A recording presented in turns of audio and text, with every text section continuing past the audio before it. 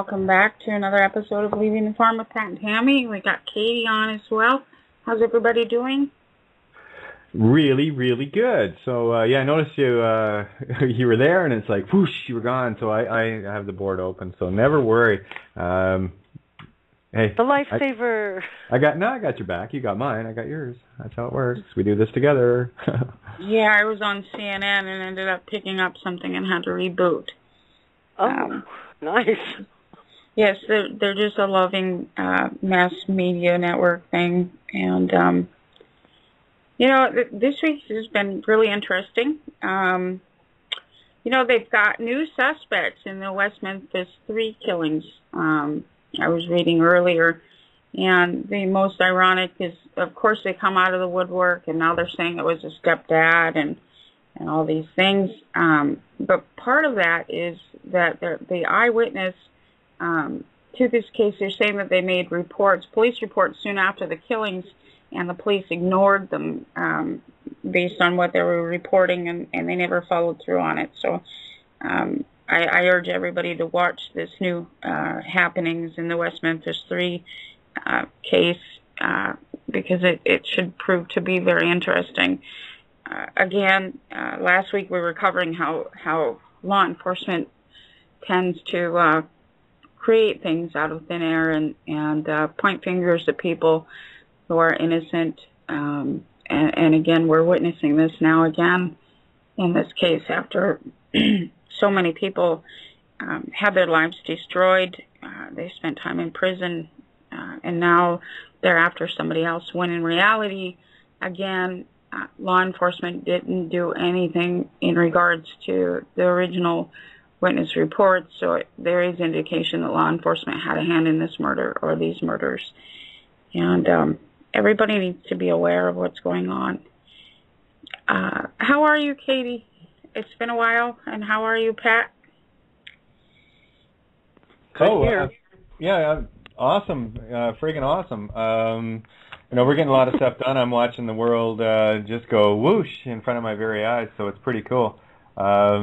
We've had amazing nights lately with listeners and call-ins and just running open forums, and with my Facebook and you name it, information, email, whatever, or any indication, this planet is waking up faster than you could believe. Absolutely. And good news. Yes, political cannibalism looks like it's taken a spike, doesn't it? Letting the dead bury their own dead. Those are the rules. Well, that's what they're doing. How are you, Pat? Oh, good. Always, busy. Good. Lots of things keeping my eyes stuck to research and vetting the information that's out there, what's real, what's not. It's very interesting, I find. Since you wake up, you realize that your paradigm is completely flipped upside down, that everything you thought was true is false. So then you have to regroup and start to, question and throw things out in your what's normally called logic, your critical thinking. You have to, it really puts a flip on things. What you would normally look at and recognize as a scam, now there's so many different voices out there, even in the truth movement, that, it sounds good, and certainly everything's, possible now, because you have to ask questions. Is this real? If we were told that this isn't true, then now we can't believe that, and we're finding that things like free energy and UFO contact, all of these things have a really strong, reality.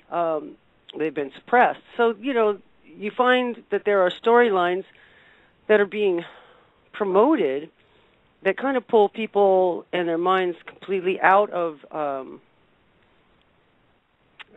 of the, I don't want to say mainstream, but, the common mindset of what you see and what what appears to be false or true, you have to question it even more. And that came up with me last night reading more about the OPPT and some of the claims about that and the fuzzy stuff, and then how hard questions aren't answered, callers are shifted, and what do I do if I give them this courtesy notice and they still want me to show up in court? If I don't go to court, will they arrest me? Next caller. I don't know. It's just you really have to keep your focus on things, and just look out for scams and look out for redirects and anything that sounds like there's some big money payoff. That's, to me, a trigger. Absolutely. And what OPPT is doing when they make their claims, they're claiming you are a citizen or a resident, and it's a recreation of the same system that there is now.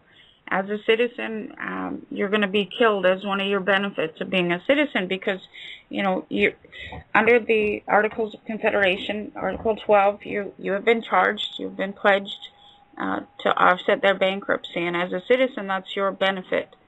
And in doing so, you need to generate revenue by court process, by legal mechanism, by psychology, and by medical industry. And you can see these in the ICD-10, now the International Classification of Diseases and Disorders. You need to be diagnosed as something. And as a thing, they can do that by hypothecation, by document. A psychologist comes in and does a psych eval. They're going to diagnose you as whatever. You're generating money into the municipal coffers. And that's the way that's one of your benefits. And in my process, we don't do the benefit. We don't claim to be a thing, or a citizen of anywhere. And after expatriation, you repatriate into your own house, so you can no longer be held as not only a corporate citizen, but also as a prisoner of war, which is what the 1929 Geneva Convention stipulates. Your government, or the government, the United States of America, United States of Incorporated, went bankrupt, and so you lost your house. And the premise of holding you as a prisoner of war is that you don't have a patriotic source. There's no government there, and the corporations are holding you as prisoners of war by the separate power, which is the League of Nations. And that's what it maintains in the 1929 Geneva Convention. And this is bolstered back through the 1864 Geneva Convention, where as a prisoner of war, you're being found in hospitals. And that's what the birth certificate is. That's what the Bill of Lading is, and the manufacturer's statement of origin. That birth record, it stipulates height, weight, and circumference of the head. That is manufacturer's certificate of origin. It's describing you, the thing, in that birth record. And you've been found, and you are being held as a prisoner of war until you expatriate and repatriate into your own house. And that's something that that attorney, Heather Tucci, she fails to mention those things, doesn't she? Well, actually, reading some of the stuff that's out there, it seems that, in one thing I read, she was saying that the UCC is a rare law that not many have ever read, not many attorneys have ever read, and I just thought, what? What is she talking about? Well, maybe we can start being administrated by unicorns or something, because those are rare. Oh my God! Ha ha ha! That's beautiful. Can I jump in? No, just carry on. You guys are doing a beautiful shredding without me. It is so horrifying to watch. I don't mean to shred anybody. I'm just, the more I look at this, it seems so straight up scammy.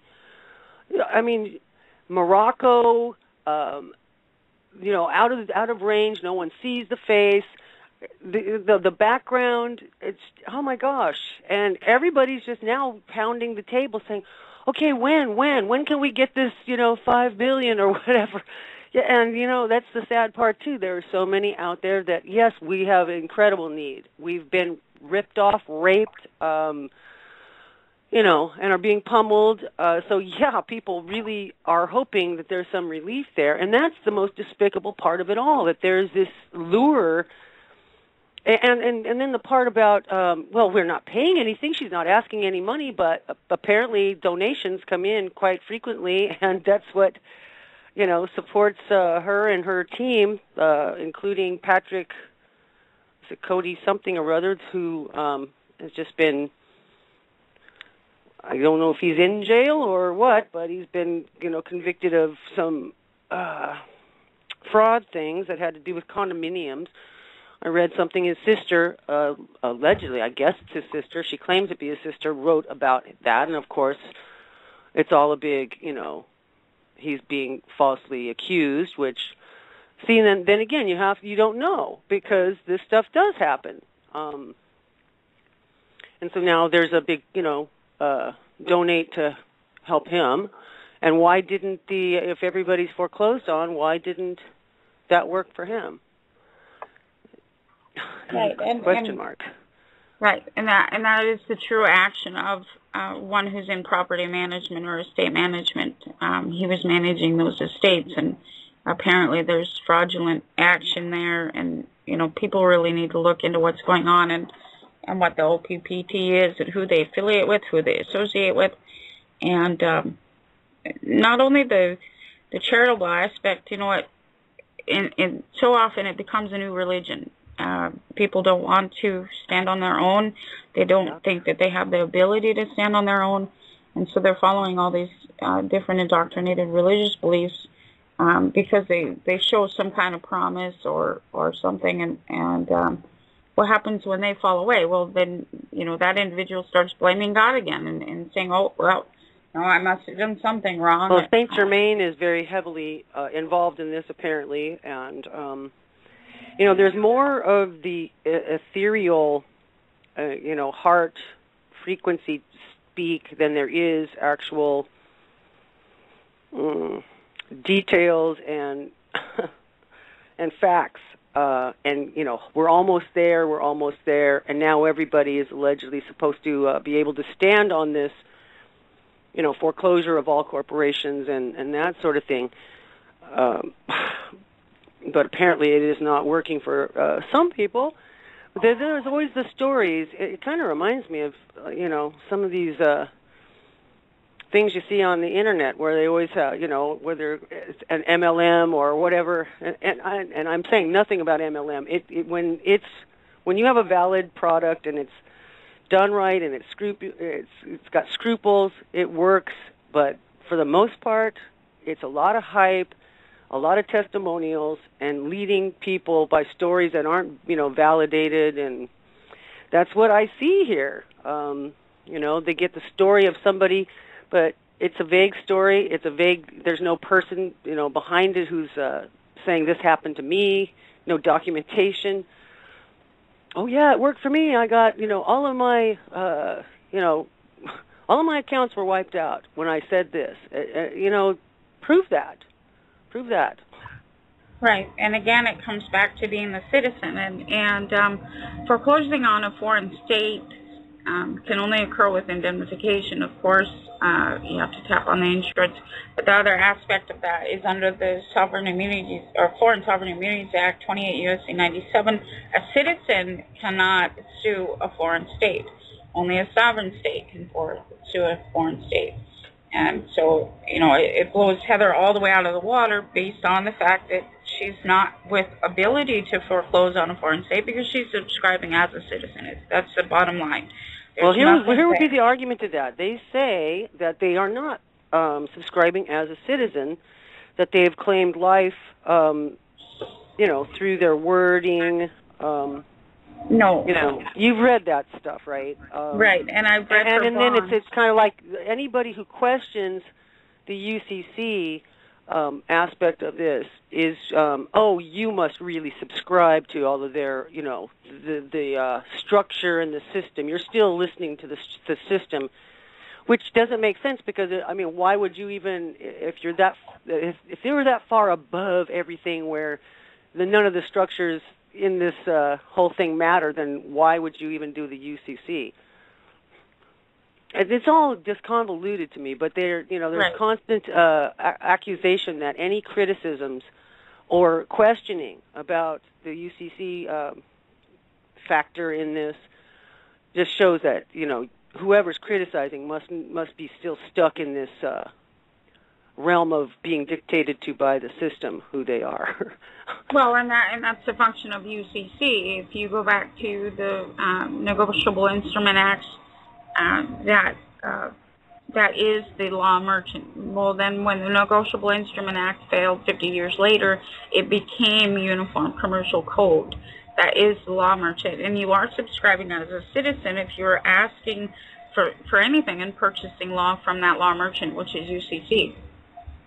Well, they hold firm that they're not asking anything; they're telling. No, and they're not. They're coming under UCC 1 again, and I urge everybody, go to Title I Uniform Commercial Code. Read it. Don't fill out forms. Go read it yourself and find out what that is, because it's the means of human trafficking. That's how human trafficking is designed. That's how it's implicated. Is through the law. Now, a good question comes up. Well, how is it possible to perform such a feat as this liberation of the entire planet outside of the UCC? Absolutely. As a sovereign state adhering to public law, we've been maintaining in several cases now as under ecclesiastical law. We've been maintaining under judicial canon. We've been maintaining under the original contracts, the Constitution, Article 1 through Article 1, Section 9, Clause 3. We've been upholding those contracts as sovereign states. And the thing is that we have the ability to foreclose upon the foreign state. We've already done that. We've got an indemnification in now based on their actions with evidence. And that's the other thing with Heather Tucci. She hasn't evidenced anything. She's just making claims. She's coming in there and she's throwing things at the wall to see what sticks. But there's no evidence of anything. She's not claimed evidence of human trafficking.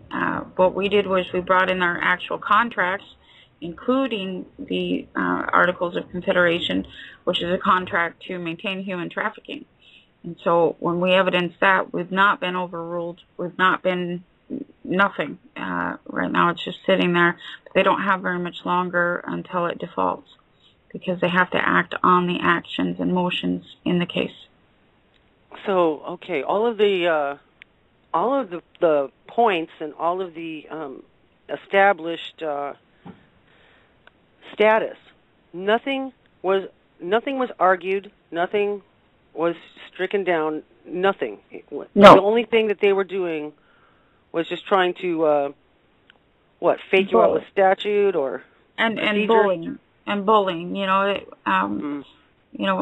day at the eviction, that was just a thuggery, that had no lawful authority. They've maintained that. They haven't done anything with the house, no signs, nothing. They know they're at fault. They know what's coming.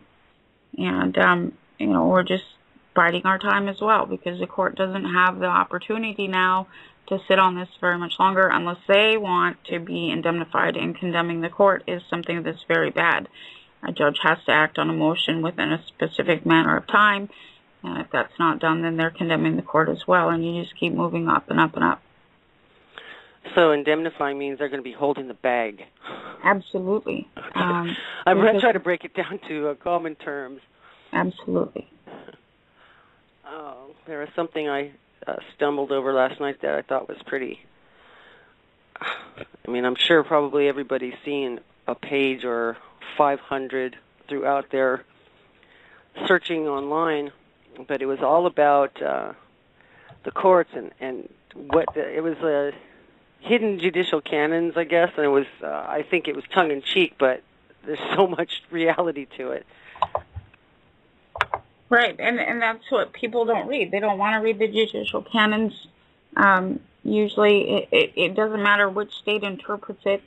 Canon 3 is always, thou shalt not practice law. A judge cannot practice law. That's what binds a judge. If a judge is not bound, all they are is an attorney, so you don't even have a court. In order to have a court, you have to have a judge in it, and it has to be bound by judicial canon. Otherwise, you're convening a convention center. That's all that is. Wow. Holding them to the line means holding them to the line. You don't back down. If there's no judge there, there's no judge there. There's no lawful authority. There's no order. Only a judge can issue order. And if a judge is acting as an attorney and evidencing their title as attorney, they're not a judge, and they will be indemnified. They only have judicial immunity if they're acting as a judge. A foreign state only has sovereign immunity if they're acting as a sovereign, meaning they uphold the public law. If and they're not, void their orders. Absolutely. Absolutely. That's not an order. You don't even have to void the order. You just compel their title. Excuse me. You're acting as an attorney. Here I am. I'm going to demand you to produce your title. That means you're going to act as a judge. If you don't want to act as a judge, that's great. You condemn the court. That indemnifies the whole court. And this is at his hand. How do you think his employer is going to feel? You know, these little schmucks, they think they can handle everything, and they're not telling their employer what's going on. So when they come up against us, they're assuming that we're just like any other sheeple. We're going to back off. I'm not backing off. You just you condemn the whole court. Now try to get out of that. It is obvious that they it's like a mind game. Absolutely. To see if you're going to just fold or, oh gee, what do I do now? Oh, I'm stuck. Right, and you just keep going forward. Human beings only go forward. We're not to go sideways or backwards or move into the past tense or curl up in a ball. We're not ostriches. We're human.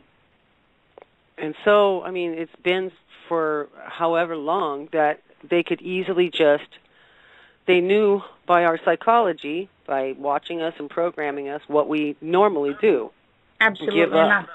Yep. Try another tactic or form of averment, and that's what's happening under UCC. All that is averment. Under statutory provision, all that is averment. They're telling you a positive statement, but there's nothing being done, and they'll play with you forever based on the 1832 nullification proclamation that says if you don't have any evidence in the case and you're arguing statute, you're going to be held in contempt throughout the case. So what we're seeing is there's a whole bunch of people that have been in the appeals court for 17, 18, 19, 22 years. All they are is being held in contempt. That's the law. 1832 nullification proclamation handed out by Jackson. And they don't even realize they're being held in contempt. The attorneys are slipping them shit. They're telling them every day, well, everything's fine. We'll do it this way this time. No, we'll do it this way this time. We'll get relief this way. Okay, by the time you get to the end of that case, you've spent, what, $500, $600, $700,000, and your attorney is pocketing that, and you might get $20,000, which you originally started out asking for. How's that working out for you? That's how they redistribute every known asset. Absolutely. And this is up and down, side to side. If you argue statute, you're arguing as a citizen. One of your benefits of being a citizen is giving all your shit to Caesar. Everything. Because he loves you so much, and you're patriotic, you're loving him so much, you're giving everything you own to Caesar by playing under the law merchant, because you're purchasing the law from that entity. That's what UCC is. You're purchasing that law. That's your benefit as a citizen. Stop being a citizen. A citizen is patriotic to its government. You know, Jesus said that over and over again. Call no man your father, not even Christ. Stop doing this. Don't call it your daddy. That's what patriotism is. Patre comes from the word father. Pope comes from the word father. And all that time, you'll be, curling up in a little ball or doing the ostrich thing, and then you come back out of your shell and you go to the next attorney and ask him to help you. How's that working out for you? It's not. Something has to change. Something drastic has to change. You have to take yourself out of being a res or a citizen, stop being a thing, and be a human being. And it's not that hard. Yes, shitty things happen, whatever. But once you divest yourself of all that possesses you, including emotional attachment to things, you're no longer predictable. they work on that is exactly the trick. It's the attachment to things and attachment to titles and status. The paradigm that you consider life, whatever it is for you, whether you're in a corporate environment or you're socially upwardly mobile, whatever the hell that is. When you actually, seriously, when you get into a position where what you have is your possessions, and they've stolen and sucked all the resources that you've got, you look around and you say, okay, I can't eat that. Like all of these possessions that you've accumulated are, they're not worth anything on the market. So, it's such a, God, they're empty things, and you think about what has been traded for that.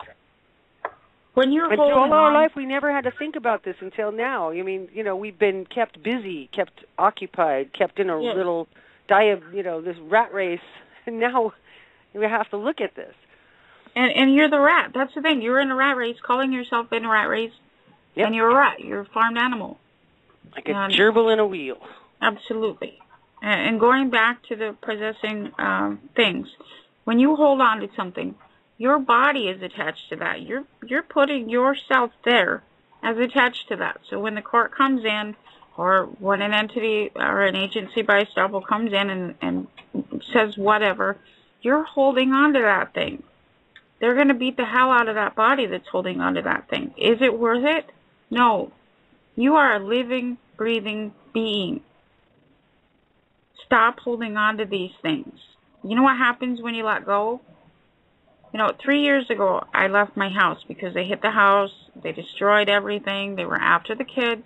They were after me because I was a single female at that time. They knew I was a widow. It was all manner of hell. I left the house. Guess what has been done since? They haven't attempted on the house. They haven't attempted on anything. The only way that they can get me is to garner my consent by contract. When you say attempt, what do you mean? I went through something that most people could probably never imagine. My life was attempted on because I was protecting the house. I was stupid. I was absolutely stupid back then. When I was attempted on, I went into self-defense mode and I started protecting my things. And in doing that, I almost got killed. And, eventually I left the property. I went elsewhere, and then I went back up to the property for Christmas with my family. And when I got back to the property, it was destroyed. They had taken an axe to everything, cut all the cords off of everything, made everything unusable. And this was a means of getting at my girls. I did not do a police report. And that's something that anybody listening, you need to conceive that one first. So I didn't speak a word to anybody. I started packing up what I could salvage. I put that in my vehicle, and I had an appointment out in the Midwest, so I started leaving from Washington State. By the time I got to the middle of Montana, which is probably 10 hours later, I guess, 6 hours later, I got a call from the homeless people that I'd put in the home. I put somebody in there so that they could just have a place to stay during the wintertime if they needed it, whatever. They could protect the house. By the time I got to mid-Montana there, CPS was at the door telling this homeless couple that they were looking for me and my children because they heard that I didn't have any running water or electricity. Somebody took an axe to my kitchen, somebody ripped out my plumbing, and somebody ripped out my electricity. I did not speak a word to anybody. I did not do a police report. So the entity that did that was law enforcement and child protection trying to get me and the children. Set up, yeah. This is what happens every single day. Everybody is dealing with this, except for usually the female turns on the male and assumes he did it. everybody has to open their eyes and realize who's preying on you and why they're preying on you. It is a total shock. It really is. And when you see this play out in some of these cases, it's, oh my gosh, it's like, wow. And there it is, in black and white. There it is. Absolutely. Absolutely. And you've seen this so many times, so it's just, right. I've been watching this for a year, and it's, you know, it's a mind blower. I can only imagine. 13. You know, we talk about COINTELPRO all the time. The night that guy attempted on me, he was on the phone first. He was absolutely outside of his character. This is a 65-year-old former doctor that had his medical license pulled by the DEA. He had false allegations upon him. He got off the phone and began beating my head in, blah, blah, blah, apologizing to me for my death.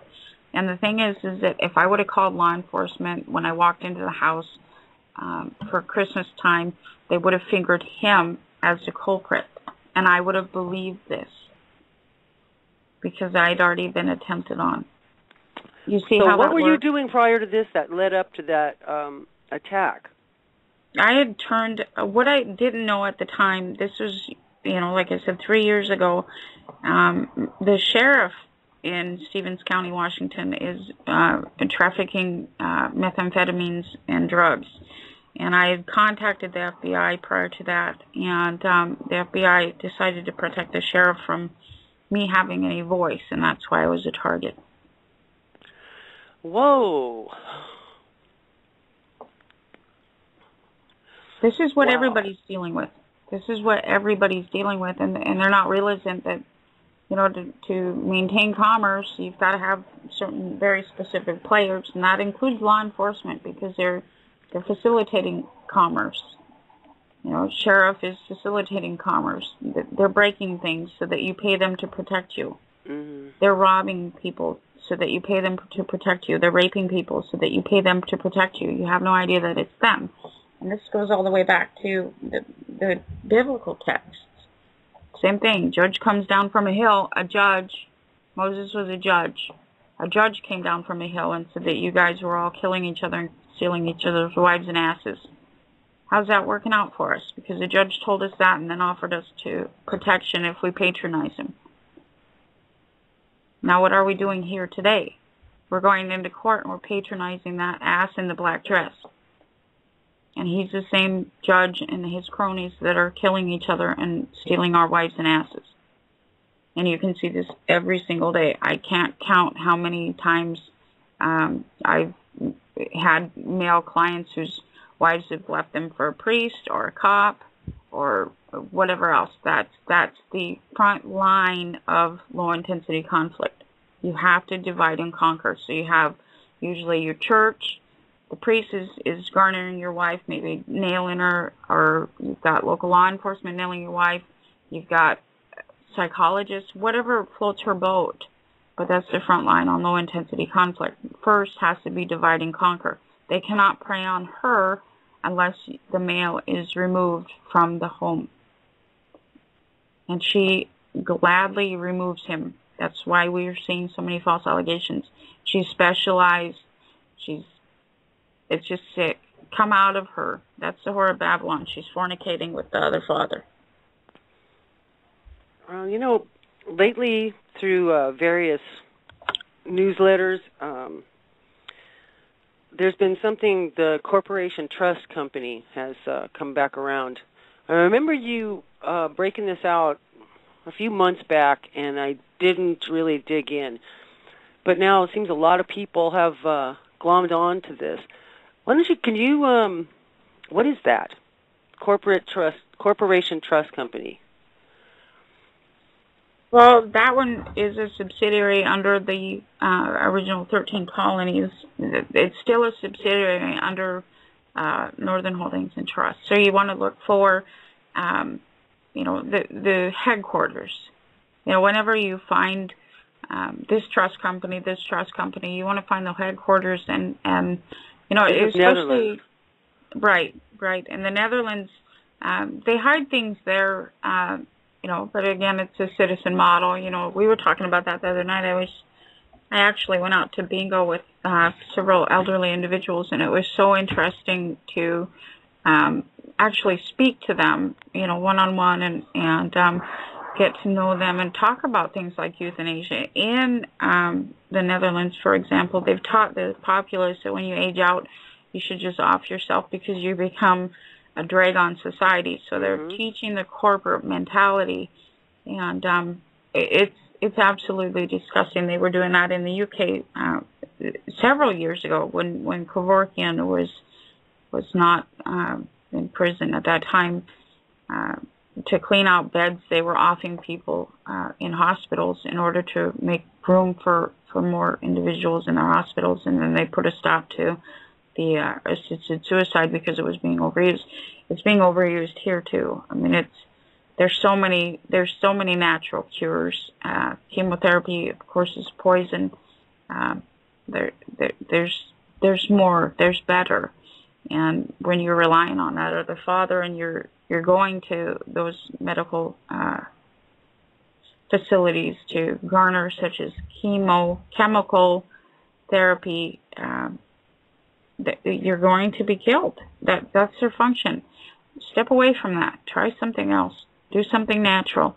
There are so many natural cures out there. Cures, really not remedies. Right. Yeah. Absolutely, and that's something that we want to get back to speaking about too. And I don't want to take up all the time, but Pat has her classes running 24/7 as well. I can't find the room name right now. Pat, what is the room name? Alternative healing therapies. Yep. And I invite anybody to come to us, get in those classes, talk with Pat if you're dealing with anything. There's so many opportunities and options for you other than to just give yourself to the other daddy and let it kill you. Well, there's so many things out there on the internet that you really can go to places like Cancer Tutor. That site, it's got so many actual cases, actual human beings who have reversed and cured their, cancer. And it addresses it from various levels of, financial ability to afford a cure, from the lowest to the, more complex. Takes into consideration whether you've had chemo or are on chemo, because that definitely restricts some of the things that you can do. But, the worst part is these doctors have only been trained as per the Rockefeller, mindset of, this is the answer we're offering. It's like going to, any store or something and having one thing offered and being told that the rest of it is, garbage, junk, quackery, or dangerous or something like that, just because it's competing with your financial stream. And no matter what, when you radiate a part of your body, you're killing it off. Your thyroid is involved, I don't care whether it's, you put a shield on the top of your throat or not.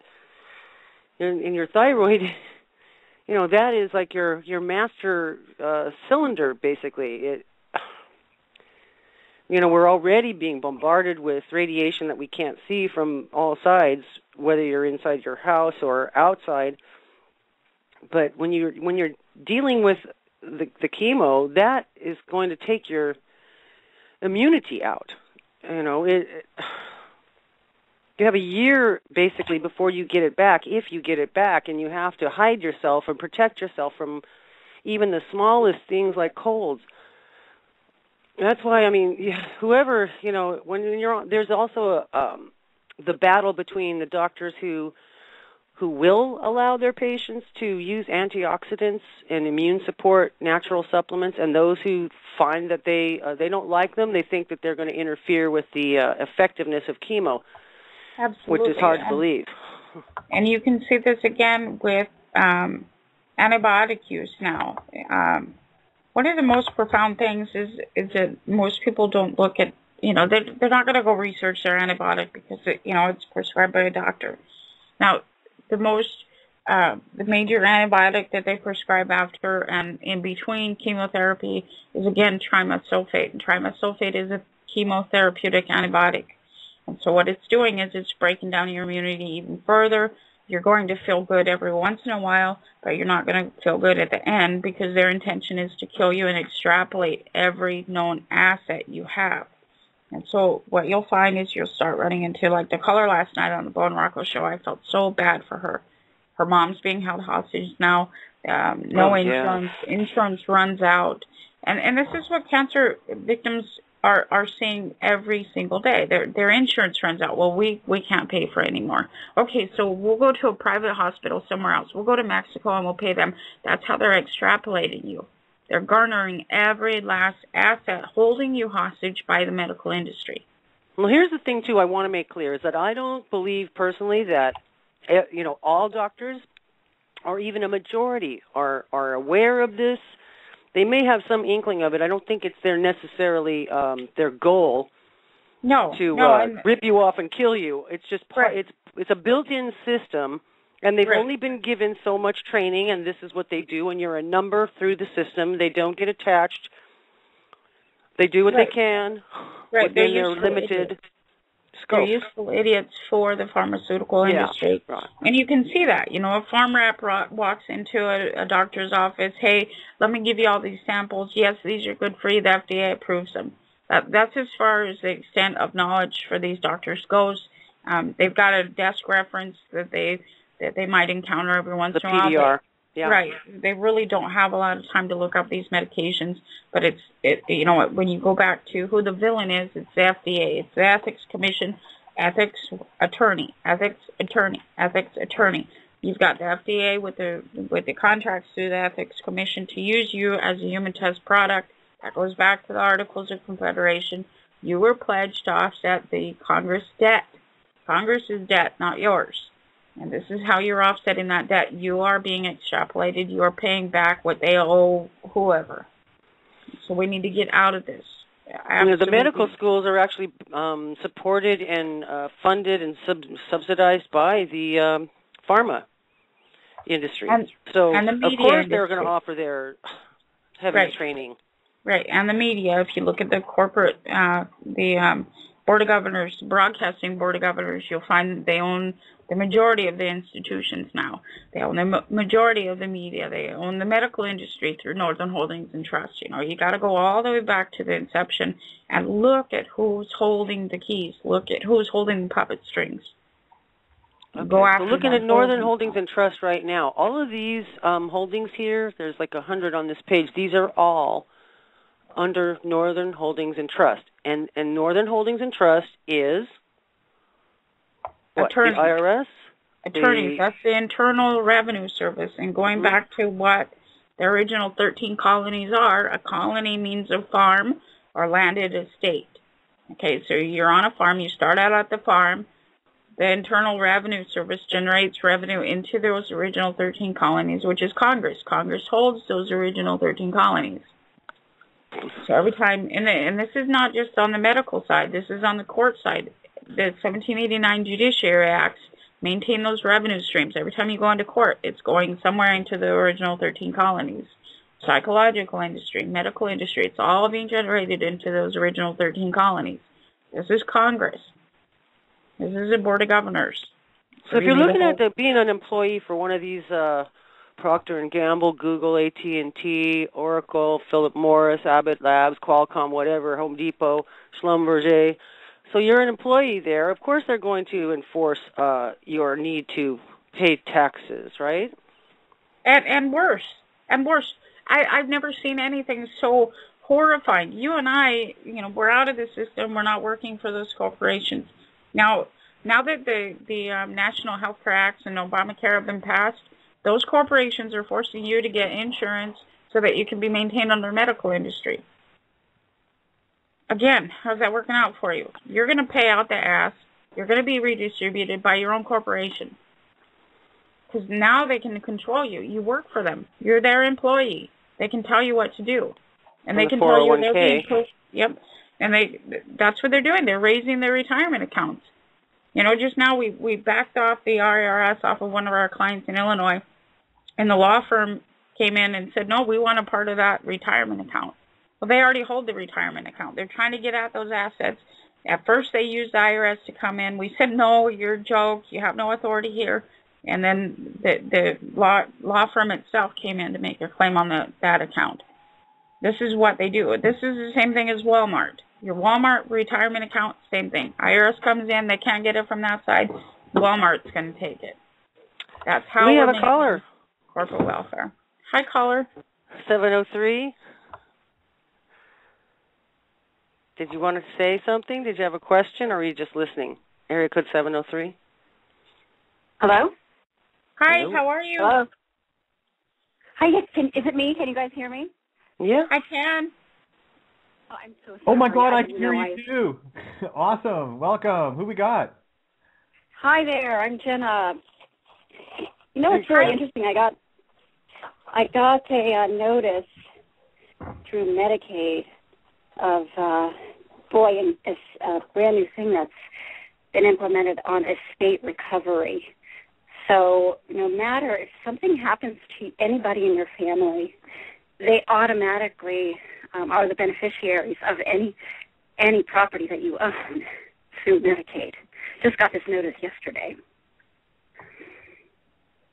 Right, and what that signifies is that because of these implementations that they put in place, it's going to go through probate, and what they rely on is very specific social engineered dynamics within the family. So say you pass away, you've got 6 kids, you've got one that's got a chip on its shoulder, you've got one that is downtrodden, you've got one that's a criminal.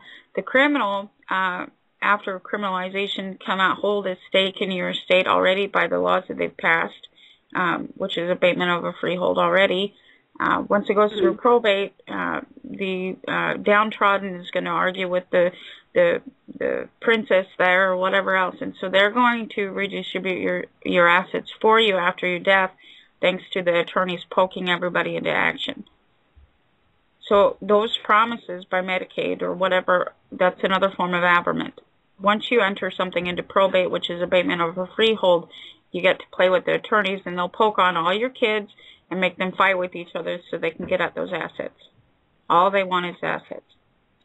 Right. Well, it says it's very clear in this document. It's absolutely disgusting. It's totally disgusting. So, if there's other family members, they don't have access to any of your assets. That's insane. Right, and they're doing the same thing with gay and homosexual relationship, gay and lesbian relationships. They're already maintaining under the action of abatement of a freehold, stating that your heir cannot inherit your other spouse. Your other half cannot inherit unless they have a marriage license in their contract with the state, which again allows them to probate that estate. And that's why we're so against gay marriage. I'm against all marriage. Absolutely. All marriage, because it's a contract, it's an adhesion contract with the state, allowing the state to come in and the attorneys to come in and redistribute your assets. Well, I was just listening in, and you guys just brought this up as I happened to come through, so I wanted to mention that. But you're doing great, and I really appreciate what you're talking about. Thank you for calling in. Thank you. Bye-bye. Be well.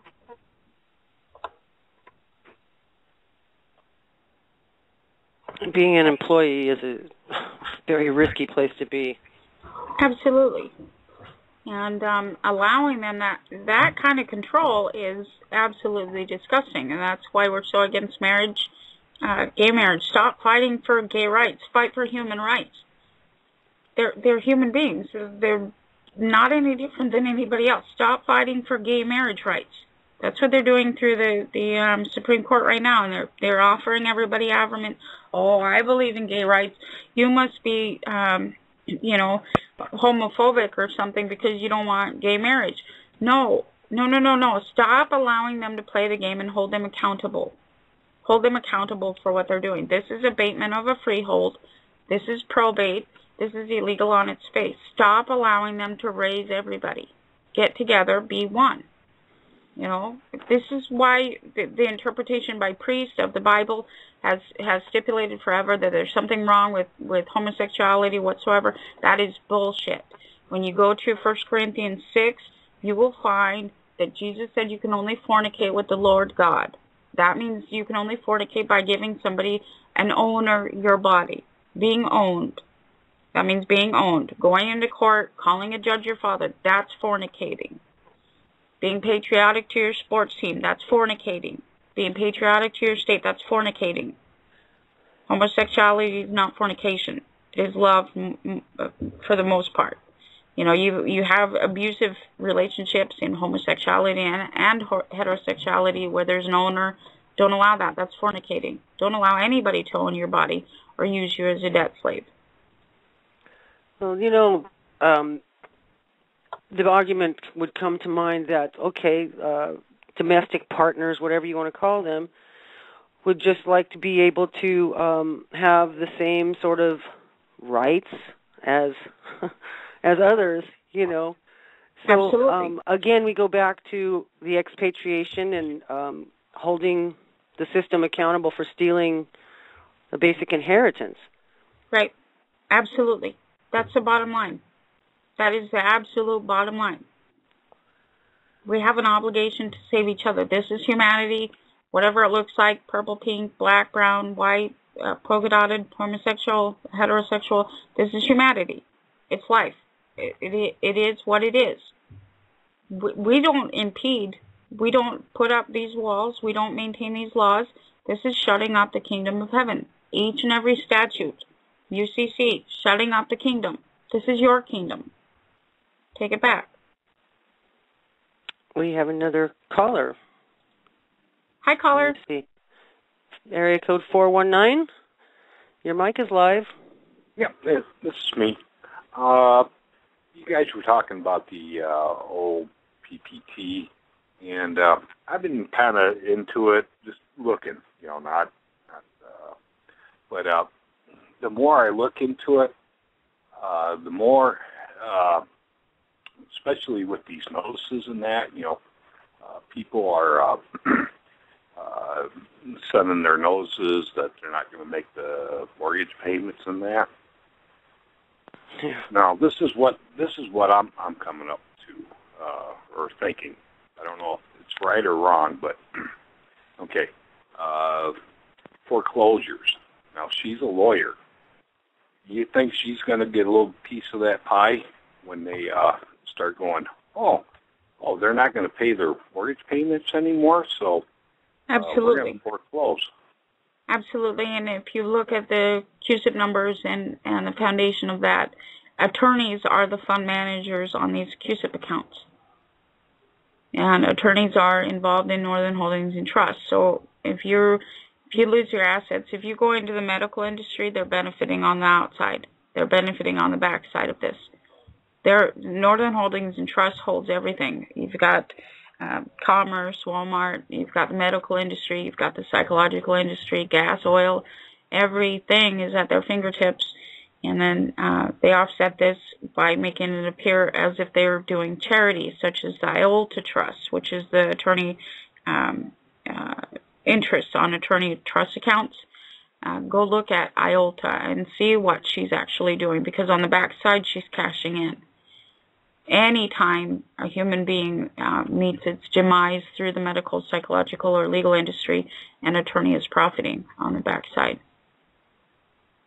Okay, so basically, yeah, she's got these people wrapped around her fingers, putting out these documents and saying, okay, we're not going to pay anymore, and then, you know, they're just licking their chops, going, oh, great, we can just get them.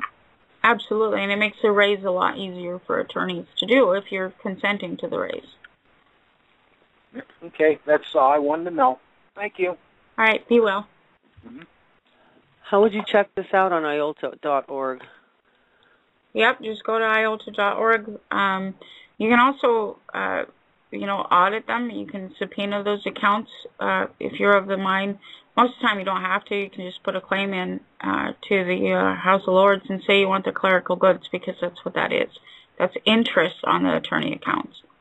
That doesn't mean it's the principal balance.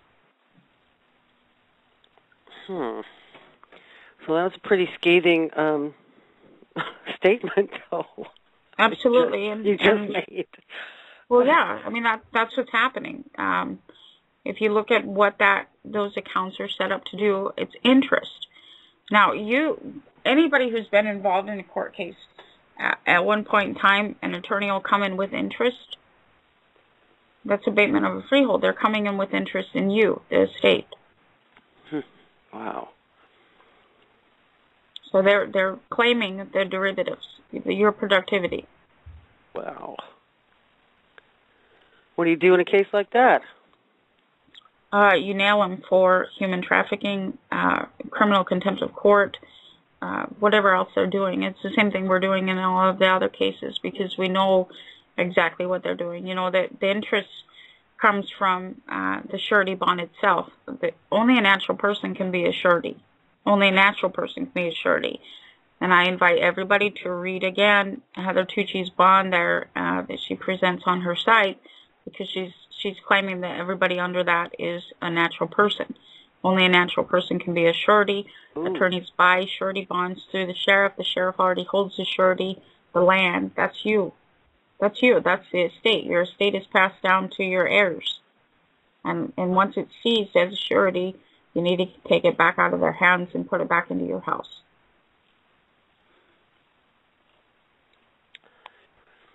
Wow, the plot thickens. This is your function. That's Satan means adversary. Anybody who's adversarial to you is Satan. I mean, if they don't believe in humanity, they're adversarial. If they're politically correct, that's an adversary to a human being. You're not a politic. It still staggers me that alleged human beings can do this and sleep at night. Wow. Well, and they're not. That's the whole point of everything. We're dealing with psychopathy, and psychopathic people or entities do not have human emotions. They don't have any empathy. They have no compassion, nothing for the human being. They're foreign to you. Your adversary, Satan. And that's all we're up against. You just have to hold Satan accountable. There's an adversary. It views you as an object. It counts you as if you're an object. It stacks you. It deposits you in the Federal Deposit Insurance Corporation. That's what they're doing. They're stacking you. They're documenting you, hypothecating you by document. You know, the argument that Heather gave back her license it's already been answered. That doesn't mean anything. It can be requested back at any point. Well, and it's still there because an attorney takes an oath. I was going to say, it doesn't make you less of a psychopath. You know, again, guys, if you're looking outside of yourselves for a savior, you've missed the point of how we got in this mess called the Old Testament and how we get out called the New. If you understand the code book, you'll get it. The reason why I jumped in is I have to jet off to the webinar now, but I wanted to say awesome work, guys, and we got them high and low on this. And you know me, lose the name, win the game, but who can do that to the extent that I have, and not too many others, but others have done it. So, but it's Tami and Pat, what you guys are doing and bringing to the table is a critical piece of the puzzle to expose to everyone how the criminality works, how it happens, and it's showing the vastness of the trap and why they need to step out of the whore of Babylon, stop banging her, and lose the mark of the beast. And I can't thank you guys enough for what you guys do every Thursday night, and when you pop on the shows with me as well. It's just friggin' awesome. Thank you, Katie. I love you. Love you guys. And have a good webinar. Yeah, will do. Going over Chapter 9 of the Kabbalion tonight, so it should be good. And that's always a mind blower for people. But in on that. Yeah. Well, hey, you know, you guys are busy Thursdays. Yeah, no. Next round. It's okay. You know, I speak of that all the time when I'm on the air anyway, just not to the in-depth that I do when I do the webinars. But listen, the simplicities are there, and that's all we're trying to do is get people to a point where they can take the baby steps. You don't have to do what we do, guys, but you have to do something. Absolutely. That's the point. That's the beauty too. I mean, I wasn't trying to stir the pot really with the OPPT. It was just that when I was reading this, it just just kept hitting me. How many people has this pulled away from the path? Well, that was the point. And here's the thing: when you go about stirring the pot, Pat, it's like you take a pebble and you throw it in the pond. Me, that's I jump in. No, I just throw a backhoe into the lake. And if anyone wants, Heather Tukey or whatever the hell your name is, lawyer, whatever, you want to take me on any night of the week, I will tear you to legal shreds, because lawyers are my favorite snack right after the main course of judges. So on that happy note, I'm going to bow out. Just guaranteed. All right. Yeah. Love you. Love you too. Can you imagine the dream team we could put together just to, shred ops? It's already shredded. It's garbage. It says, guys, wake up. They're pulling you away from the path because you're tired, you're hungry, you're downtrodden, you're feeling hopeless and all the rest of it. And that's exactly how COINTELPRO works. They get you at your weakest point, offer you the biggest carrot, and you deep throat it.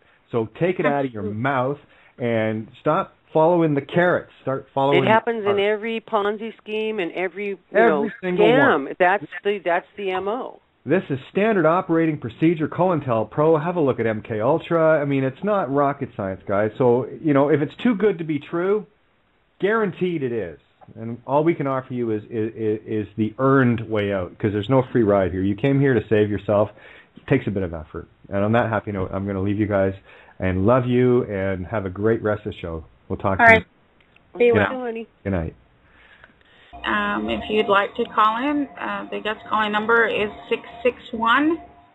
661-467-2401. Pat, are you back? I'm here. Cool.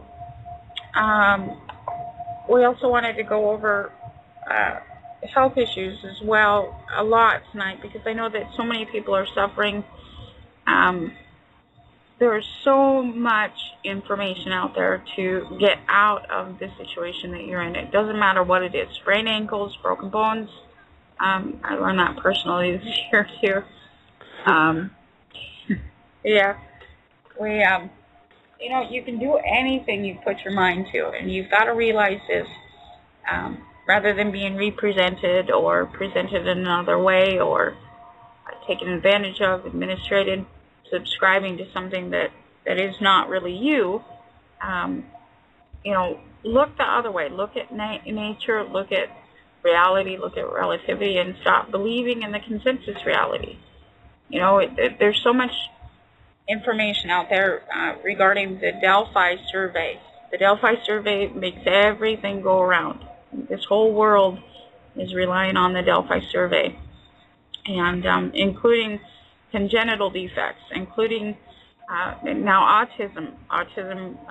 This last week I was noticing that now that they're diagnosing 1 in 50 children with autism. Autism is a socially engineered disorder. It is a social disorder. It is not biological. It's created by social influence. This means the majority of victims are male. They've been vilified. They've been hammered. They've been abused. They've been told that they're bad. They've been told that they're wrong. Penis, bad penis, bad penis, bad penis, constantly.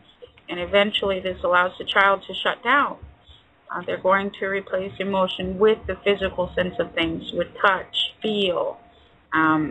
You've got to get away from holding your children hostage in public schooling. That's one of the first things that you should do, holding them hostage in public daycare programs. That's the first thing you're required to do. Get them out of there. Stop allowing your children to be picked on. They're being vilified. They're being taught something that is not them. Get them home with you and teach them yourself. You love your children. Love them. Don't allow them to be in Hitler Youth camps. We have another caller. Awesome. 661 area code. Did you Hi. have a question? Hi, ladies. Yeah. I have a question about fraud, actually. I went for a car loan and was pre-approved, and I sent them, the bank, a check for $8,000. But the bank never sent me a payment schedule. And then after several months, I tried calling them. I couldn't get through to them. And then eventually, and this is when I sent them the check in good faith, they got back in touch with me and said, well, we need another couple more months of financial statements. And I didn't feel comfortable sending them 2 more months after I had already given them 3 months of financial statements. So the car company calls me up shortly afterwards, and he says, hey, we have a sweet refi deal for you, which tells me they lost the paperwork.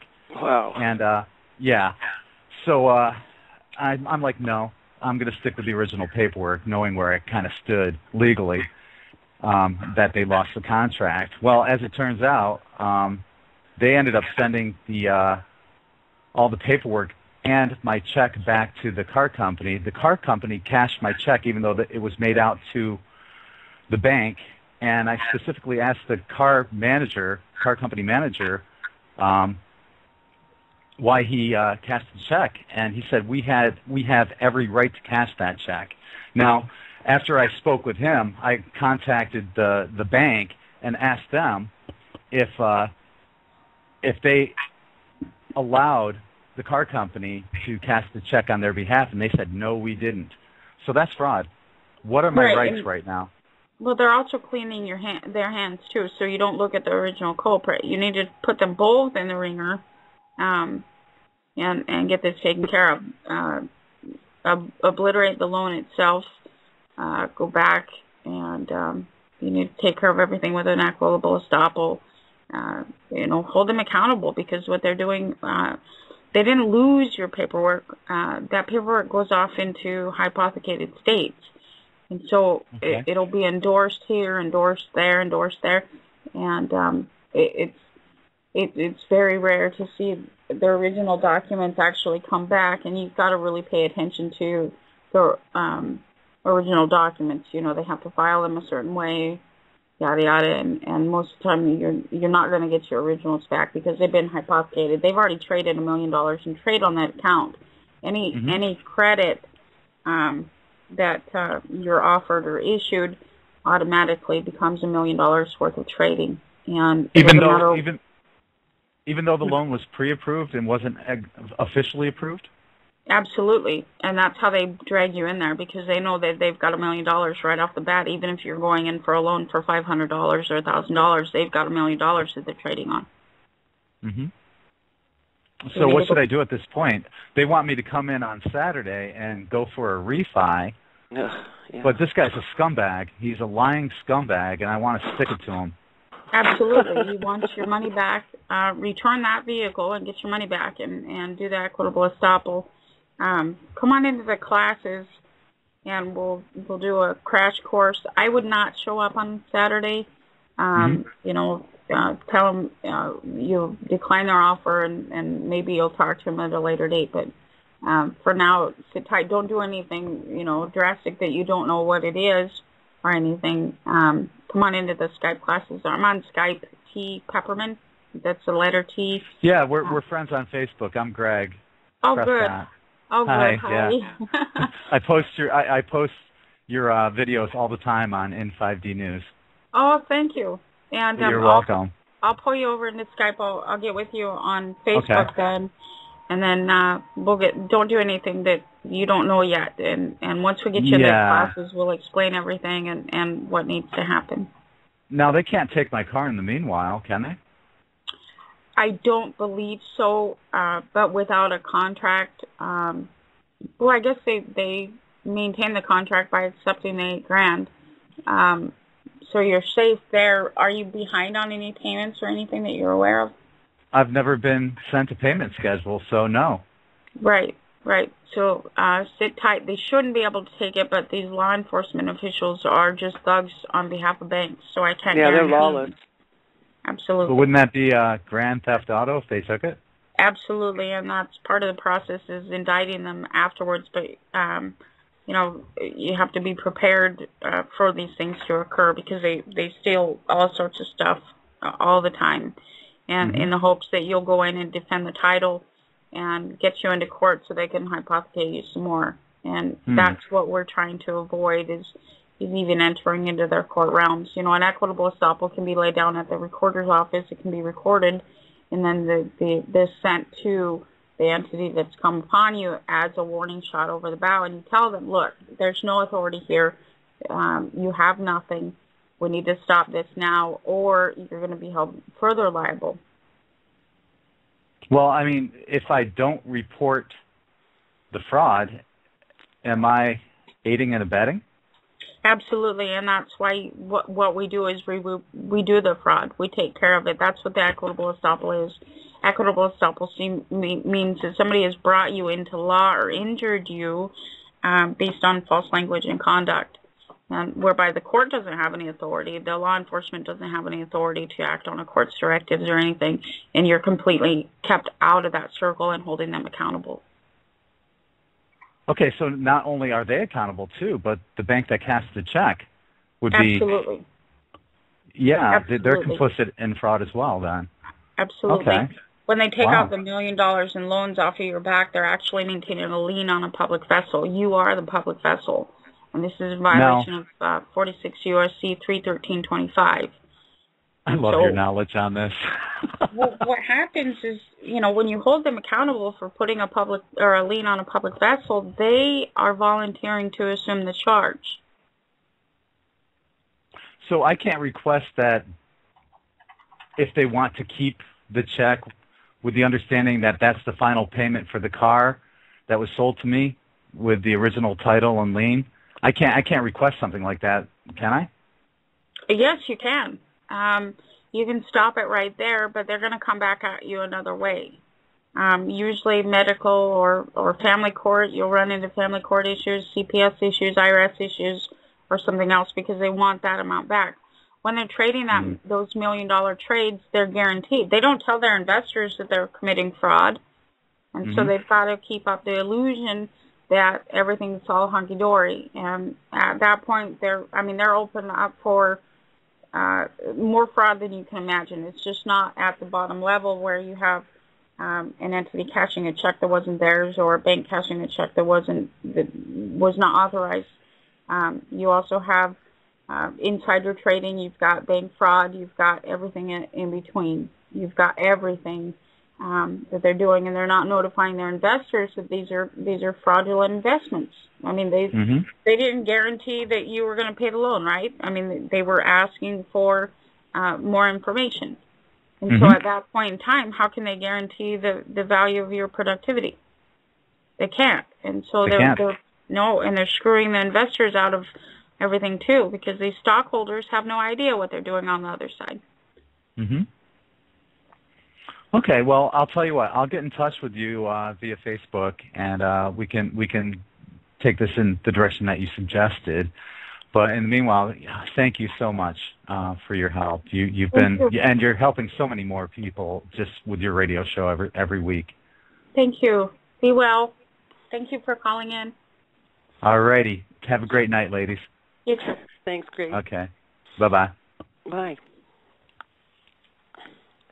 Wow, see, there's recourse. Absolutely. You don't have to take it. You don't have to bend over and take it. No, and these investors are going to start coming back after them too because they're the ones that are losing their asses. And so it becomes a double effort. We're on one side indemnifying them, and the investors are going to start indemnifying them on the other side because they're not going to lose their ass. Bernie Madoff times 1,000,000. Absolutely. And that in itself, that Ponzi scheme, that would irritates me the most, because he was trying to support his wife. She wanted all this shit, and she got all this shit, and she wasn't held accountable.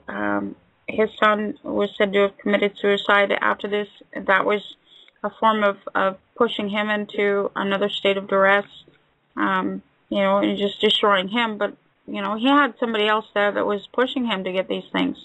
What happened to her accountability? Right. And that's sadly what happens to so many males. They're always kept in perpetual servitude, slavery, and they're working so hard to support that female that needs everything, that she's wanting to keep up with the Joneses. You can see this in King Herod. She killed his sons to prevent inheritance so that she could cash in. Every king, this is the reason they were going across and garnering more land. She was keeping up with the Joneses. Well, these males, there are males who are the psychopaths as well. Absolutely. Come Absolutely. on. Absolutely. But it is very true, and I always fall back to this thing that Dave Chappelle said. I'm sorry, it may be crude, but he said that women's challenge is material. Women's challenge in this life is material.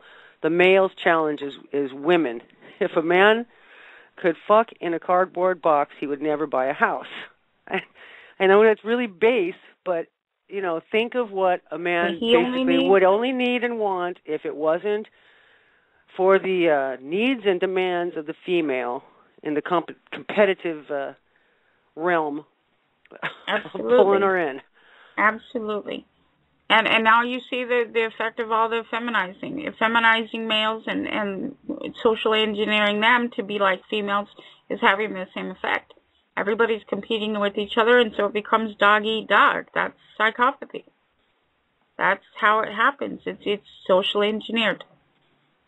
I was talking to somebody today, and thinking about the condition of humanity in general, and so many just still, mesmerized by the gerbil wheel, the TV, and all the programming, and paying the bills, going to work, going to sleep, eating, watching TV, repeat, and how we have been programmed to think it's us against them in every variant, and to keep separate, to keep protected, lock your doors. And then the distrust between male and female because of feminism. And I was raised in that era. I was one of, the first women that went into oil refinery and telephone installation, and I saw the hostility, of breaking through that barrier. It really has put such a flip on how, I don't even know if we could, how long is it going to take for us to get back to the natural, to find what that is again? If there ever was, if we ever were the natural female and male. And we were, and it doesn't take much. Feminism, at its core, taught females that they were no thing, that they had to prove their right to be. You have to be a doctor, you have to be a teacher, you have to be a mom, you have to be a wife.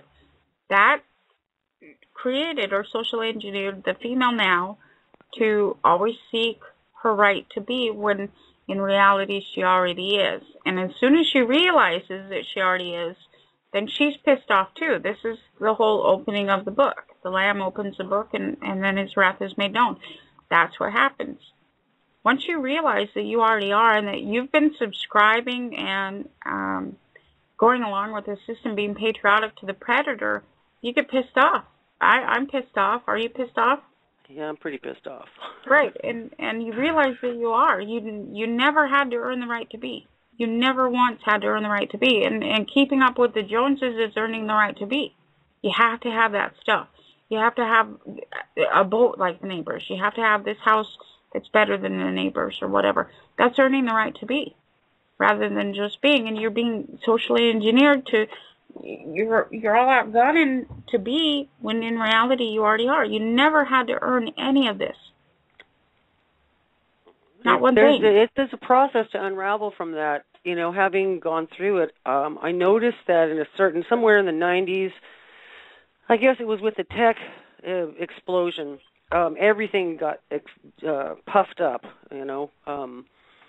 wages went higher, everything went higher, opportunities got, more prevalent, and once I was in that, in the employment recruiting arena, you get used to a certain standard, and then you find yourself chasing to the next level, to the next level, to the next level, and it's a never-ending thing. It's like when that rug is pulled out from under you, like it was for so many across the globe.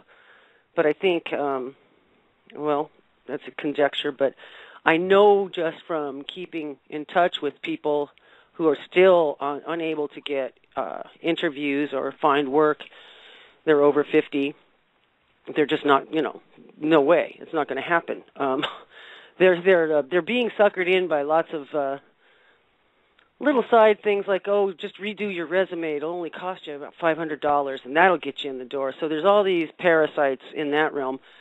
But there's besides losing your income, besides probably having your house foreclosed on, and the creditors, hammering your phone and your credit score going down, you are stuck in this place where your value, when you have put your value into what you were, this title, I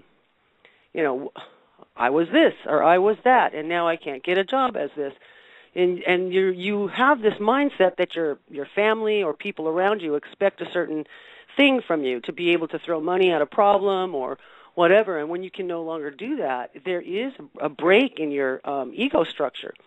And you go through like a crisis, like, well, who am I? What am I? What's my value? And then you finally, God willing, you finally get to a place where you realize that your value is intrinsic and it has nothing to do with the external forces. And, if you see what's going on, you realize that all of that was manipulated, all of it. And it was intended to crush you. Absolutely. And internally crush you as well, demoralize you, cause you to feel less than, so that you there's so many people that put on this credit card show on the external, and they're, swirling down that tube, but they've got to keep the looks up because they have this belief that, fake it till you make it, or you have to look successful to be considered for a position or an opportunity. It's the sick mindset, man. Absolutely, and that's what the other daddy relies on. When it crushes you and it stomps you down, then who do you run to? That's what happens. You go on social design, social security, welfare, whatever else, and so you're constantly relying on the other daddy. So in order to fix something or to offer a remedy, which is what the law does, they have to raise it first, and that's part of the raise. They take you and burn you to the ground. They took you at potential. That's what debt is. That's potential. Debt is your potential, and they've already rung that around your neck and called it credit. That's your potential. If you look at it from the dynamics of energy, when you own potential of energy, you hold the on and off switch. You're the one with the little on and off light switch there. And that's not something that humanity needs. They don't need that light switch. They need to get rid of that switch and get rid of all those titles so that you hold the potential. You already know what you are. Oh, I remember the on and off switch. Anytime the phone rang, when this first went down, somewhere around 2009, I was already in a state of incredible anxiety, adrenal burnout, and then the hammering of the phone. Oh, my God. I just, it was too much. And now it's like I could give a dang. It's like I pick up, no contract, click. Absolutely. When you realize what it is and what they are, it's like it's a non-issue. Yes. And they were there to what? To teach you that you're bad, so that you'd oh my God! Oh, some of these people on the line are just hideous cretins. Yes. You take a job to do that? Yes, debt collectors. They're debt collectors. The bottom feeders, man. Yeah. And the IRS was the worst of them.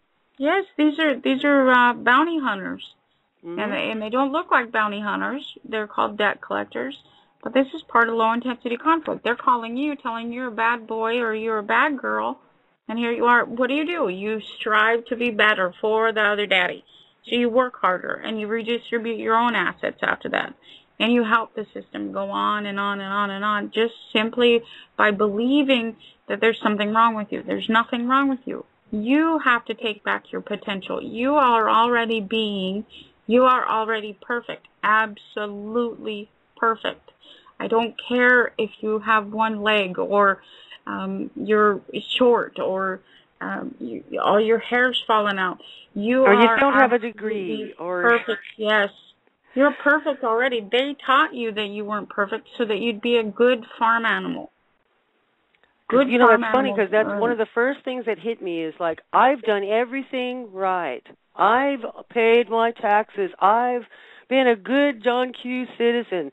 You know, that's really the first thing. It's like, how can they be doing this? This doesn't make sense. And, you know, the whole thing with the IRS is they just kept trying to push me, no matter if I was, like, emotionally, like, incapable of even, you know, because at one point I had terrible brain fog, and just send us the, you know, send us the 1040. Just, you know, it was like the most desperate thing. I'm like, what's the big fucking deal about this? What is this? terrorism. And it turns out they just wanted the contract. They wanted me to freaking contract. Absolutely. When you're under terrorism, what do? You reach out and you try to make it better. No freaking sympathy as a human, you know, entity on the other line. It was like, now I look back on it, I see, oh my God, I get it. It was very much like the 911 call that you experienced, where the guy lied to you and told you anything you wanted to hear or thought you wanted to hear to get the real deal, while behind the scenes he's conspiring with the fuckers at your door. Absolutely. I'll keep her on the phone and you can just bust in the door. Like, what? Oh, I'm not terrorizing you. It's like, shit, you don't get to discern or to define the word terrorism. Right, and it made him feel better knowing that he was not a terrorist, although he was a terrorist. He was in the action of terrorism. Oh, God, and the cover your ass lecture at the end, I was like, listening to that still. It just makes me want to pull my hair out and then jump through the phone line at him. Yeah, he's not a bad boy. He's a good guy. He was just there to terrorize me softly. It's just our job. We do it well. Yeah, he does it well. Tell yourself whatever you have to tell yourself. One day your name is going to be known. Absolutely. Absolutely. The requirement was for me to go off and contract with somebody. Go off and go to the court and ask him to protect me from these big bad individuals. What happened? They condemned the court. They evidenced by their own action that the sheriff is a representative of the bank. The marshal service is representative of the bank. The attorneys are the ones playing and pushing buttons and saying all this shit. Prosecuting attorney was trying to clean his hands as recently as a couple weeks ago and was telling me to go, if you believe a crime's been committed, go ahead and contact law enforcement. What the hell? I just gave you the indictment. Act on it or you're condemning your office. You know, these are not options. Well, apparently they think that they're above, you know, everything and that, you know, nothing's going to happen because they control it all. Absolutely, and they honestly believe this shit. they believe this shit. You know, what is the official capacity of a prosecuting attorney's office? Well, it sure isn't what they're doing. They didn't prosecute, you know, and so they're evidencing that they have no immunity, and that's the bottom line. You know, when I reached out on that phone call, I needed evidence. I needed evidence that they were terrorizing me. Are they terrorizing me? Yes. Do I feel terrorized? Hell yes. Well, why? They're threatening to kick my door in. They're standing outside of my door with weapons, threatening to kick my door in. This is evidence of terrorism. Yeah, under any definition. Absolutely. And the guy kept going, oh, they're officers. They're uniformed officers. Oh, like that's supposed to make you feel better. Like, absolutely. You can kill me under color of law. Yes. And my favorite, when he was yelling at me that he's not threatening me as he threatens to kick the door in. Yeah, he's yelling that he's not threatening me. You know, these are things you'll have to deal with. You know, a lot of people are dealing with this every day. Get it recorded. Get it on evidence. Yeah, and get it to us. We'll put it on video. Absolutely, and not only that, they're evidencing their crimes. Put this on court record. Put this on public record. Go to their employer. Who's their employer? Judicial canon is handed out by ecclesiastical law. This is the House of Lords. Contact their employer. Stop asking the damn judge right there to protect you from whatever he's doing. Go to the employer. Make their hands dirty. Excuse me, this is what your employee is doing now. Now they're indemnified. You need to contact your insurance company because your employer just fucked me over again. He just injured me. Now, he has a contract with you under ecclesiastical law to be the trustee for the eleemosynary trust known as the Federal Reserve. Is he upholding his position? No, he just injured me. You need to take care of this right away because this is costing you a lot of money based on the evidenced actions of your employee. You know, stop looking at this like they're judges or big bad attorneys or congressional members or whatever else. These are employees. These are employees of somebody else. How many times have we seen employees just suddenly disappear or be yanked from their... Absolutely. I was laughing about this the other day, you know, with what we dealt with Stewart throughout the winter. You know, here's this attorney. He's not contacting his employer, and he thinks that he can handle this all by himself. Okay, then he comes in as a federal state, a representation of Freddie Mae. So here he is. He claims to be a representative of the federal state. Do you realize what he did? He took the entire federal state down. That would be like you and I... you know, in general contracting, say we're building a home, right? And we leave one of our employees there to watch the house and everything, and we get back and he's burned it down. Well, then he took a bulldozer and he tried to clean up the mess, right? And he couldn't clean up the mess. In the meantime, he ran over a whole bunch of other cars and he killed a guy. Okay, that's just exactly what this guy did this winter. He was a very, very, very bad employee, and he was holding liable not only the federal state, but you have a judge now holding liable the House of Lords. Do you think they're going to honestly enjoy that? Well, you know, they don't have any, they don't give a damn about their minions anyway. Absolutely not. They're all replacement. Absolutely, and that's what political cannibalism is. I love that. Sorry, but... It's so sad, but we gave them warning shot after warning shot. We were like, well, are you sure you want to do this? Because it violates this international treaty here. And they just kept plowing right along. They didn't want to contact their employers because they thought they were big boys and big girls. Well, look, they know exactly what they're doing. They do. Absolutely, but they held liable the House of Lords. They've opened the whole system up for collapse based on their own actions. Not mine. All I did was evidence their crimes. You know, and they're sitting there, they can blame me all they want to, but all I did was evidence their crimes. I got it recorded. Which is why after, 4 hours after contacting their insurance company, they appeared at the door without paperwork, without anything. Absolutely. Trying to break it down. Right. Try to get me to consent or to contract or to be silent. You know, most people losing their house, it's like they shit themselves. Well, I already expected that because I'm the one that tapped on their insurance. You don't think they're going to react? He was trying to hide it. But it still doesn't absolve the liability. You know, it's like if you broke a glass in the kitchen or something and then you put the glass in the bottom drawer instead of in the trash because you don't want to get in trouble or whatever. But the thing is that the glass is still there, and eventually somebody's going to stick their hand in the bottom drawer and get cut. You know, you've opened up so much liability that it's insurmountable what they've done. You can't get over that. They dissolved the whole corporate state.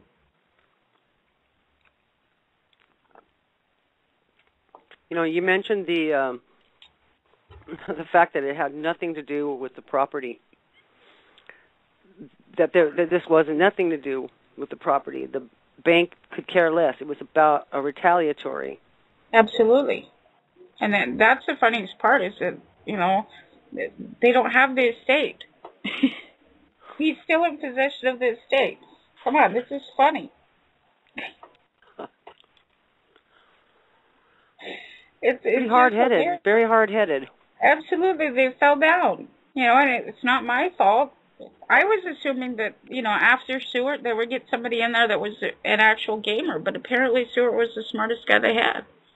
That's a sad thing. That's sad.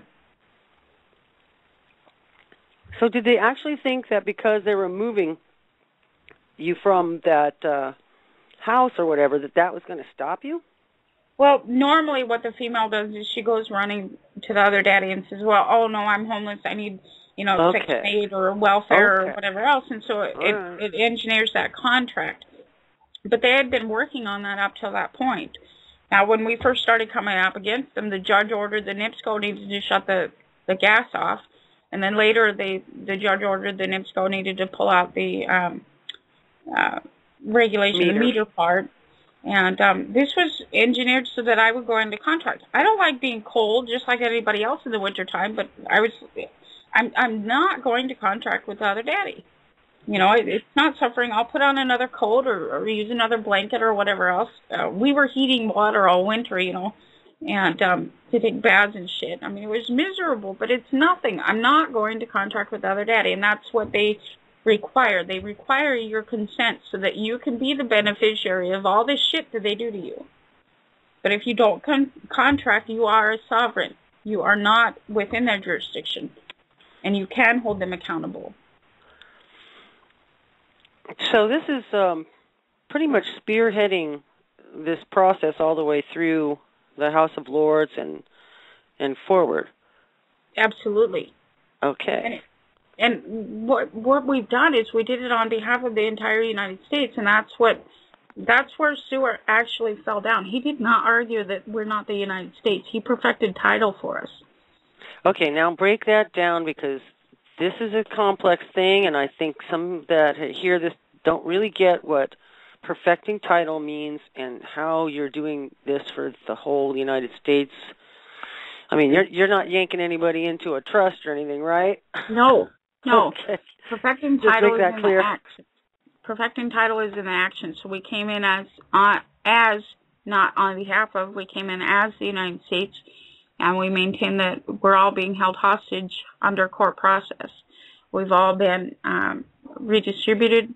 Borrower's covenant has been used to seize all estates, all known estates, and give them back to the banks.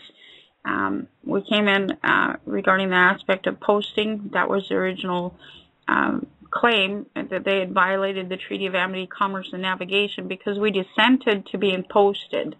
And what happened was this retarded attorney came in his documentation and said, I'm going to continue posting them. I'm going to continue to use that good name because I can't post the proper name. It's unlawful. And so all of this evidence is in that case, and I urge everybody to read that case because it's very, very, very, very interesting. That same attorney tried to claim statutory provisions and doing strike motions and everything else. You cannot strike evidence. You have to impeach evidence. And you impeach evidence by calling it on its veracity. Well, how can they do that? Because the evidence was in their motions. Here's an attorney and he's maintaining a motion. Here's a contract, borrower's covenant. Here's a chattel mortgage. Here's all this evidence. Go ahead and try to say that it doesn't exist. That's the only way to impeach that evidence, is to say that it doesn't exist. Well, it's on court record, so it exists. And we walked it all the way through. We are the United States. You're not going to hold us in chattel states any longer. We went back to the original contract, which is Article 1 through Article 1, Section 9, Clause 3 of the Constitution, specifically Article 1, Section 8, Clauses 1 and 2. The corporations are to be paying taxes for the general welfare, the common defense, and the general welfare of the United States. That is a human virtue. You are the United States. You do not maintain welfare against a corporation, although that's the premise now, is the first and second welfare theorem maintained by the Articles of Confederation, mainly Article 12, where they had pledged and charged us to offset their bankruptcy. That was, again, found in the Treaty of Amity, Commerce, and Navigation, 1794, where they started posting us to offset their next bankruptcy. Now, remember, the Constitution was written or implemented in 1776. By October 15, 1777, Congress had already gone bankrupt and pledged and charged us to offset their bankruptcy. By 1794, they went bankrupt again. And throughout time, they've gone bankrupt over and over and over again. It wasn't just in 1929 to 1933. They've gone bankrupt over and over again, and they continue to pledge us and charge us to offset their bankruptcy. And in our case, we said, excuse me, no. The notice of fraudulent assignment went out. It was not argued. The proclamation and assignment went out. It was not argued. And that's when Stewart stepped out. The bank stepped out. December 21st, they didn't act. They stepped out. They cleaned their hands. They wanted no part of this. And then since that time is when the judge condemned the court by moving against me. This judge has injured me and ordered that the eviction occur, although the bank didn't even say a word. And that's how the court was condemned. And now we have in the U.S. District the indemnification. They don't have very much longer to argue this. They've had their bill of particulars since January 25th without an argument. And in that, we included all of their crimes throughout history, starting with October 15th, 1776. How can you argue that evidence? That's their contract. That's the Articles of Confederation. So, what is this about the so-called debt, the national debt? Is this just a bullshit manufactured number so that we constantly feel like we owe something? Absolutely, and that applies to the national state. That's the national state's debt against the federal state. Each foreign nation is what you know as a county is a foreign nation. They're corporations, and that's their debt owing to the federal state. The federal state is constantly shaking down each national state. They're deriving over 90% of the revenue into the federal state. And so these national states, these counties are trying to keep up by maintaining you as product, poking on your kids, taking them with CPS, family court process, everything else. That's to maintain the revenue streams because they have to pay off their employer, which is the League of Nations, the federal state. And then the federal state has its employer in the ecclesiastical law. You know, so when you look at the dynamics, you're not just dealing with one state. You're dealing with so many different variants on a state, or the illusion and guise of. So the stuff that's happening in Cyprus, where they're stealing money from the people and claiming that they need it to save the banks and all that stuff, and all the, fluffery of using the debt and all that stuff. This is just mental masturbation, basically, just to keep us roped into some chain of events that is supposed to involve us and give them some reason for their ability to steal. Right, and what was worse, I was watching the mainstream media earlier today, and they were doing video from when they opened the banks, and I think they were limiting them to like 5 different people that could go in and pull out less than 300 euros or whatever else. This is fear. It's fear-mongering. This is clear and present danger doctrine. Everybody's fearful. Oh, my God, we're going to lose everything. And they're consenting to somebody holding their estate. Those are their assets. And the consent is stemming from fear. Now, this is just thuggery. Hold them accountable. We have to hold them accountable. This is ridiculous. You know, and it looks peaceful. You know, we were indoctrinated here in this country. And if you go back to... And I'm guilty of this, too. One of my favorite movies is It's a Wonderful Life. I love that movie around Christmas time, you know. And here we have a run on the banks, and Jimmy Stewart comes in and he saves everybody. That's what they're doing now in Cyprus. It's always been thuggery. It's always been the corporate entity. It's always been the banks. They're trying to force them into consent. They were putting taxation on deposits and everything else. Okay, so if you're not going to consent to us taxing these deposits, we'll just shut everything down, and then we'll limit your ability to access those funds. So what's going to happen? They're pushing them into consenting to these deposit taxes and everything else. Don't consent. Step outside the box and say, hey, wait a minute, you're stealing. This is bank robbery. I don't care if it's a bank robbing it. It's still bank robbery. Right. You are holding me hostage. Those are my assets. Those are not yours. Yeah, take what we give you, or else. Absolutely, and that's not tolerable. It's not tolerated by us. But other people need to stand up and say something. They need to hold them accountable immediately.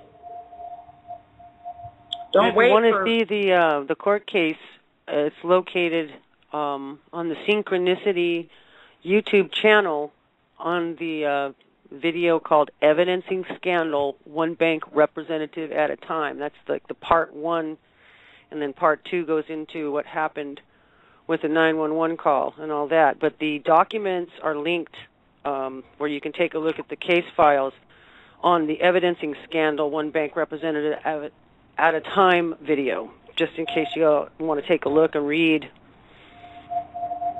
It's very eye-opening. Absolutely, and interesting, you know, and I urge everybody who's following OPPT to read that case specifically, because Heather Tucci has not evidenced any other title other than natural person. She's maintaining the same thing as the Articles of Confederation maintain now.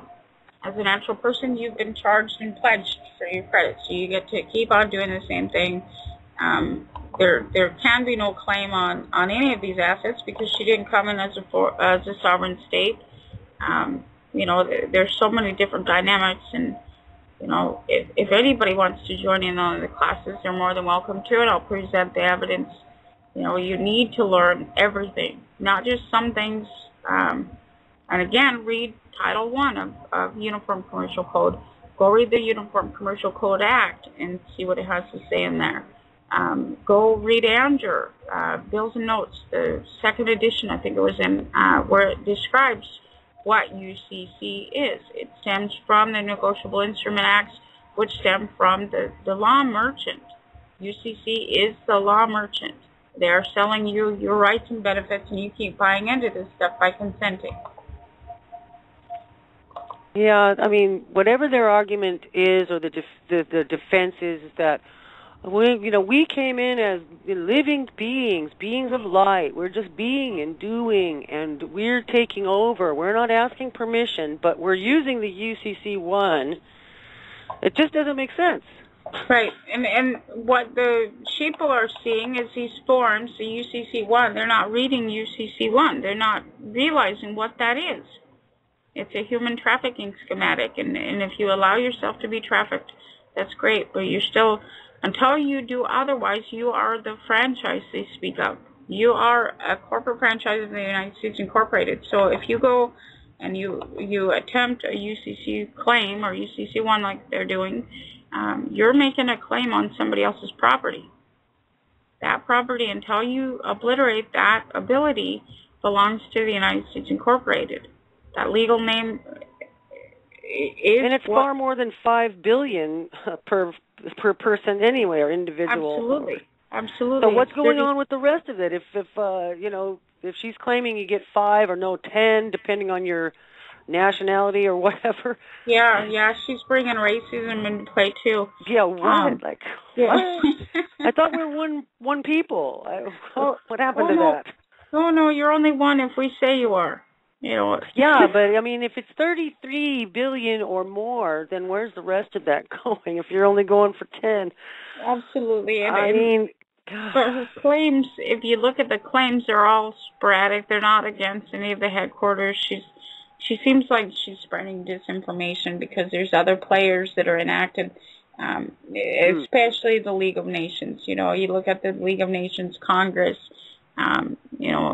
Everybody needs to read their Atlantic Charter. Everybody needs to read the Lend-Lease Agreement, Master Lend-Lease Agreement that Churchill and Roosevelt signed, because this says that Congress is the New World Order. They are the people that get to choose the form of government. People was defined in the 14th Amendment. You are not a people. You are a citizen if you're still subscribing to the system.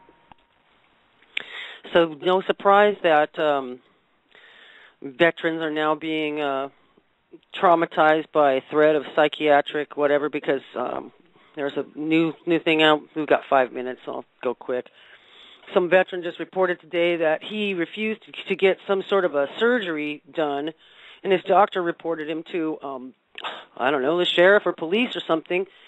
So they decided that they wanted to do a check on him, and he went through a bunch of things he went down there, and they just kept hemming and hawing. He didn't want the police at his door. He met them at the end of the street. They surrounded his car, told him that he, had to open the door. They went in without warrant, ransacked his place, forced him to open his gun safe and to take his weapons, and they took it from him, and all this psych eval shit going on. Right. And this is a guy with an honorable discharge and never had anything going on. So, yeah, we get so surprised that, the constitutional laws are being violated. They weren't made for us. Right, and nobody's seeing the use, okay? So when you diagnose any veteran with anything, they're using that to take away their guns. The veterans will stand up for us unless they're blaming us. Now, the federal state has been blaming us, blaming others for not paying taxes, yada yada. So they've got the veterans turned against us at this time because they believe that it's probably the citizen that's screwing them over. They're not realizing that it's their federal government screwing them over. They're pocketing those funds. And when that gentleman was accosted and attacked by privateers, the main purpose was for them to take his guns away under these new gun rights shit that they have going on now. They're trying to diagnose everybody so they can take away their guns and so that the next Nazi Germany can occur. This is what happened during Nazi Germany. Everybody was diagnosed as mentally infirm. Everybody was diagnosed as something, so they were easily off. You know, you're not going to watch your brother or your neighbor or anything else. The average citizen is not going to watch what's happening because they've heard, well, he's a veteran, he's violent, he was in the world, whatever war. Whisper campaigns, yeah. Right. And so nobody's watching each other. And that's what this is designed to do, divide and conquer. And if we're not watching each other, then people are on the edge of the herd and they're being picked off by the predator. So, you know, it's possible without signing up for the UCC1 or anything like that to divest your power, take it back from Congress and Absolutely. And cut off their ties to your inheritance and refuse to take part in, you know, being shaken down for so-called taxes, which are going, you know, right to, 13 colonies and then what, the IMF? Paying for these fucking wars and, you know, murdering and maiming and deforming babies all over the world under the guise of some political friggin' freedom bullshit when it's really just another power grab for resources and to, you know, put their society into, you know, this pot of shit that we're in. Absolutely, and we're backing each other. That's what's happening. Our productivity is backing those wars. You know, they've got us so turned against each other that our productivity is backing the war over in Afghanistan or over in Iraq. This is you backing this. Stop being a part of the system, and it stops. Cut them off. Yeah. Before it's too late. I mean, really. Absolutely. 46 minutes. Cool. 46 seconds. 43. Well, thank you, everybody, for listening in this week again to Leaving the Farm with Pat and Tami. You can also get updates over on the Bo and Rocco Show, freedomslips.com, brought to you by Revolution Radio. We're brought to you by Critical Mass Radio and Syncrenicity. We'd like to thank everybody. If you'd like to donate, go to Syncrenicity, go to Revolution Radio. We're brought to you by you, and we wouldn't have these platforms without that ability. Thank you, everybody. Come and see us in the Skype room. Yes, both of them. Okay, 6, 5, 4. This is the first time we've had seconds. Bye.